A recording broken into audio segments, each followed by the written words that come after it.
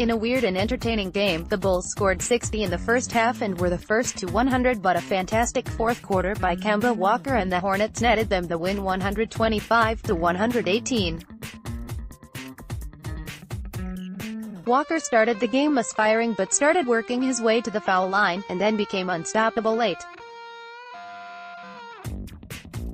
The Bulls would switch their bigs, which in the fourth was a Markkanen-Portis combo, and would get roasted. Walker finished with 37 points, 25 in the second half, on 10-23 shooting, with 10 assists and 0 turnovers. Before Kemba put the game out of reach with a couple minutes remaining, it was a pretty back-and-forth game that had great offense, or bad defense, on both sides. It was also extremely foul-y, with each team converting 25 free throws. The Bulls were perfect from the stripe. Markkanen was earning fouls way out on the perimeter and started piling up the points, and though not shooting well from distance wound up finishing with 30 points due to the 13 foul shots. But the bigger story in this game was Portis.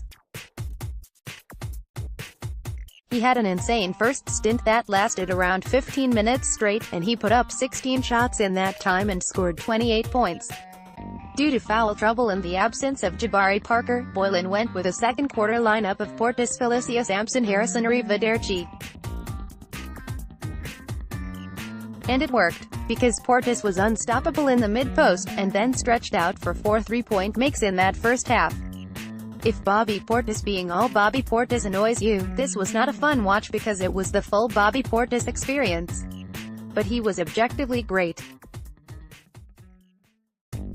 Even with a shaky defense, Portis had the Bulls at a 15-point lead, though a late faltering had the Bulls up a less stable 9 points heading into halftime. In the second half, the Bulls' defense continued to buckle, losing countless corner three-point attempts. Between that and the Hornets going to the foul line every other possession, and Portis not coming in the game for a pretty long while, the Bulls' lead was quickly gone, and instead there was a 2-point deficit heading into the fourth.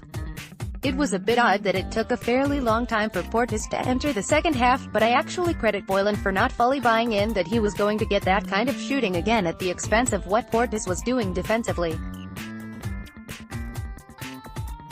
And indeed, while the fourth period also started in the back-and-forth variety, the weird-ass bench lineup couldn't duplicate results as Portis was double-teamed and not handling it well. Then Markkanen was added back in alongside Portis and the defense went into free fall against Walker. Portis wound up with 5 more points to get to 33 on the night, just over Markkanen's 30.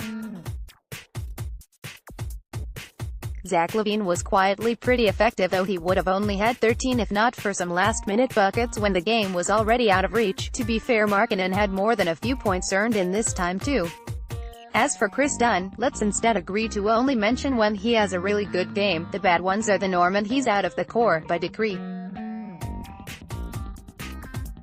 If we're going down the list of the lesser important players, Shaq Harrison had a pretty good one, 4-6, 10 points and 3 assists, and Cristiano Felicio had a couple nice roll man finishes in his 12 minutes.